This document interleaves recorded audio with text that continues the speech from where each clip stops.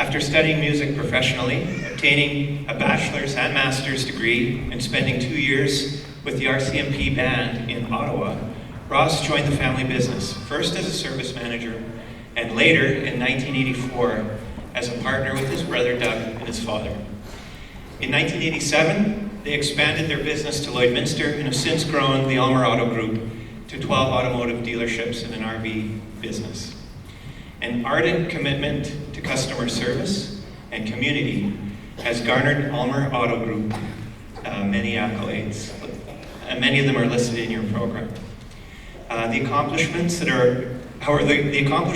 are most meaningful to Ross include his marriage of close to 40 years and his 3 incredible daughters, current and former business partnerships, and community contributions.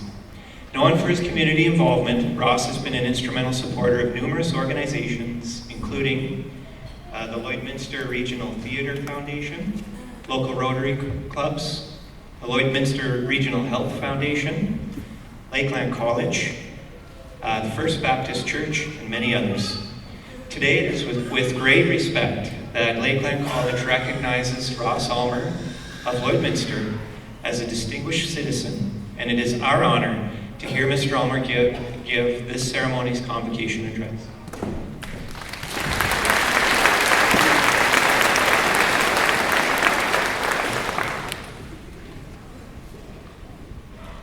Everybody's taller than me. Well, about 3 months ago, I picked up the phone one afternoon and it was your president of Lakeland College, Alice Wainwright Stewart, congratulating me on my honorary credential. Well, I was pretty fuzzed out that afternoon, felt like night. And I said, "What's a credential?" True story. And I'm sure Alice thought, how the heck did we end up with this guy? Well, let me be the 43rd person to look around and say congratulations. Because it's true, you can be proud of yourselves because you got yourselves here. By getting your diploma or degree, you're not part of the majority anymore. You've made the decision to excel, and you've done what only 1 in 3 Canadians does in getting advanced education. Congratulations, and well done. Well, apparently my honorary degree gives me an hour or 2 to talk for a bit. Well, I don't have that much in me. For my 15 minutes, I've entitled my talk today, Lessons from a Trombone Player. Yes, lessons from a trombone player. You see, I have a Bachelor of Music Education from the University of Saskatchewan and a Master's in Trombone Performance on an orchestral instrument, trombone, from North Texas State.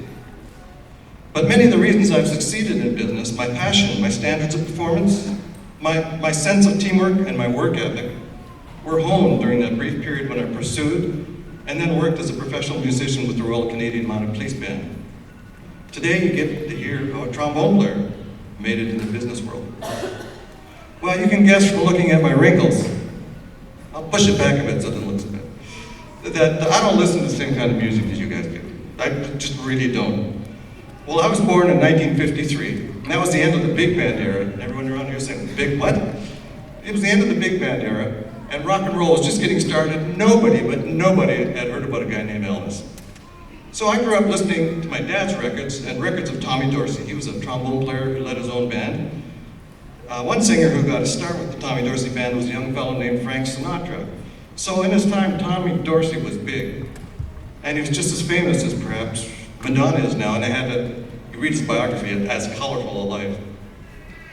Plus, no one told me if you play guitar instead of trombone, you'd have better luck with the girls. But my wife thanks me because she has a passion for trombone and big band too. She had to, she married me.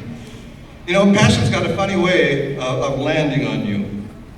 And life has a funny way of influencing what you get passionate about. Because when I was a boy of 10, I remember hearing the RCMP band play a summer concert outside in North Battleford, where I grew up.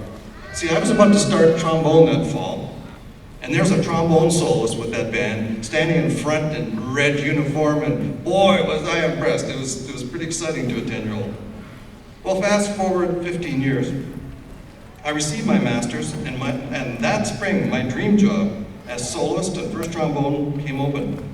I auditioned, and I passed my security clearance. 6 months. And started my career with the Royal Canadian Mounted Police Band in Ottawa, my dream job. However, I stayed in that dream job just 2 years. Well, on the 150th time, I played the Star Wars theme. Ta-da, da, ta-da, da, ta-da, you get it. I was no longer passionate about music. This was my first realization that a job, and I mean all jobs, to a large extent are about grinding out results. Giving the audience music that entertained them was the job of the RCMP band, not chasing Ross Ulmer's passion. And at some point that year, I remembered and relearned a lesson my father gave me towards the end of grade 7. For about a year, I've been doing a 6-day-a-week paper route to earn money. Papers, what's that, papers? Well, the papers back then were that thick. And that's because it was their internet. And 6 days a week, they got papers that thick. And so they needed little people who broke their backs to get the papers out to them.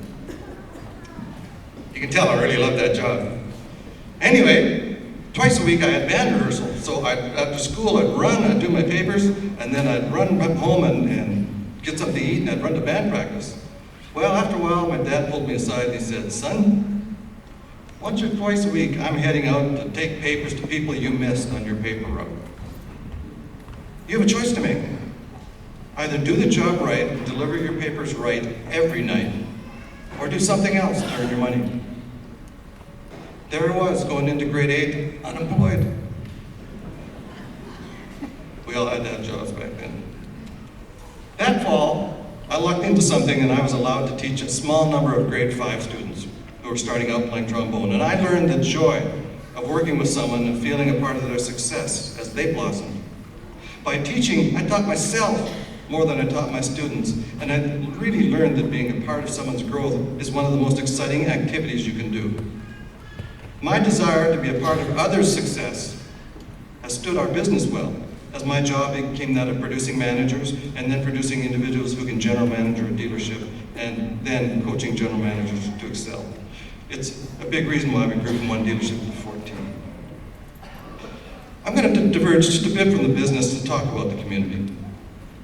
It's a paradox of life that I've never really figured out, and as the older I get, it's more real. The more you give, the more you get. I bet you most of the people in the audience did something really nice for the folk, from the 80,000 plus folks in Fort McMurray in the last 3 weeks, right? Felt good, didn't it? They deserve it, they need it. When it's your time, and you have children, and you're involved in the community, get involved in your children's sports or arts activities. Be a coach, join Rotary, join Lions or a church committee. Give generously of your time, and you'll get that same feeling you just got from helping the Fort Mac people. By making your community a better place, you do make yourself a better life. Well, back to quitting my dream job. Yes, you need passion to enjoy your career and your life, but you always need to temper that passion with silent determination to work through the daily issues that will inevitably be there. That's life. The daily issues seem to somehow dominate the agenda. I was 26, 2 music degrees, and no Canadian university with a teaching opening, and my brother said, "Give the car business a try." That was 36 years later. So, what has made me succeed from music? Well, number 1, I have high standards. I always want the job to be done better than average, better than average. And this is the profile of successful individuals in many, many walks of life. How many of you have been to a concert of your favorite pop artists, say in Edmonton or around? How'd they do? Fantastic, right? 99.999% of the time, whether it was the Eagles or Tina Turner, who I went and saw, their supporting musicians and stage crew came out on day 134 of a mega tour and just nailed it. These professionals were not born with high standards, because even great talents can sing horribly. They chose the standard of how well they will perform each and every day. Well, the first day you set foot in the business where you will begin your career, you have a choice to make. Yes, your company. They will set minimum standards of performance, but who really sets those standards? How will you perform? You get to choose standards of performance that are average like everyone else or excellent. Choose excellent. As a musician, I knew that success comes from everybody playing their part. From day one, we're given, as a musician, parts we have to learn, and when we all play them together in the school band, we think the result is music. When you begin your career with your company, you will likely be given a job description. That job description, let's parlay it into trombone parts, is your part. So I'm going to take the song "O Canada," which we've already heard. Well, the trombone part is boring. If you had to play trombone, if you had to play "O Canada" for the rest of your life as a trombone player, you'd leave, just like Star Wars. But I know everyone in here will admit, when we heard "O Canada" played after our Olympic men and women's hockey team took gold and stood on the podium, it was thrilling to hear. You know, and there's 50 or more people in the band members playing their part together in that recording of "O Canada." But just imagine, all it would take would be one bored cymbal player who wasn't paying attention to crash his cymbals right in the quiet part. And you've got a YouTube video with 1 million views within 3 hours. What do I want you to remember about "O Canada"? You have a part to play. Take the part your business gives you, play the heck out of it. As a trombone player, I learned to practice before I performed. When I started my career as a trombone player, I was much like you. I've got a lot of schooling, I've got knowledge, I can do things well, and I have the ability to do better than others. But in the end, there's only one way for me to actually get the skills honed so that I am performing above where everyone else. And that's to practice. So, practice. Sadly, with many businesses, the only way you will get better is to practice and critique your own performance. Don't leave this up to your boss. Yes, that is their role in a great business. However, your role is to do your job better and better every single day of your career. Choose to practice your parts and never practice on customers. As a musician, a big lesson I learned was not to confuse consistency and creativity. We all want creative jobs, right? Right? We want to have that flash band, oh, that happened, that was wonderful, that carefree, just like the movies, like Nike says, just go for it. It ain't like that. Sorry, but it ain't like that. However, musicians provide an incredible model of creativity married to an even stronger dose of consistency. My favorite rock concert of all time was when I saw Tina Turner, and it was in Edmonton. Fantastic. In her lifetime, how many times do you think Tina Turner sang "Proud Mary"? Her first recording was in 1970. She came out and sang the same melody. The bass player played the same bass part, did it with the drums, did it with the guitar, yet they came out on day 134 of their tour and produced a thrilling, thrilling song. Because her band had learned the notes so well that they could move beyond that. As a musician, you have to play the notes right before you can be creative. And when you start your career, know that learning the basics of your position and performing with consistency is absolutely required before you can be creative. So once again, learn your parts. As a trombone player, I learned there's no shortcut to getting good. When discussing career development with our management teams, I always discuss the necessity of practice and putting time in the game required to outperform others in our industry. One of our great managers explained his time to one of his aspiring staff members this way, and this is a true story. He said, "I don't take lunch breaks, and I'm at work a half hour earlier every day. So in a normal week, I'm clocking 7.5 hours more than you. Hey, in a year, that's nearly 2 months. You ain't never gonna catch up. Your competition is putting in the time. Will you?" I'll end today with my overriding business mission in life. Now, a mission is an objective, a goal, something, and sometimes you get there, sometimes you don't, but by having a great mission, you're always striving. By the way, mission's not a dream, something you hope for, something that might come together. A mission is something that's an objective, that if everything comes together, you will get there. I still play on professional level big bands. Just this April, I played with the Saskatoon Jazz Orchestra with guest artist Tommy Banks. Now, a big band is made up of 20 musicians playing individual parts. And with Mr. Banks leading the way on piano, we played totally together. Just some of the quietest, most sweetest music. We'd be roaring just seconds later, just roaring through. It was that good. I felt chills in my spine playing with that band, and I know the audiences, many of whom were colleagues in businesses, felt the same way. You see, in business, always felt we could do the same. That when a customer came into our dealership for a service or sales or parts visit, that we could all play our parts so well and so well together that we could thrill them. When you start work tomorrow or next month, you're playing a concert every single day of your life.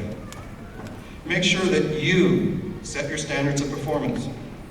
Make sure you work well with others. Make sure you don't practice on your customers.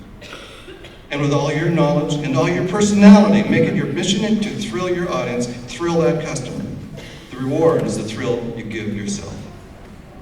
Well, thank you for listening from this trombone player to you. Have a fantastic life.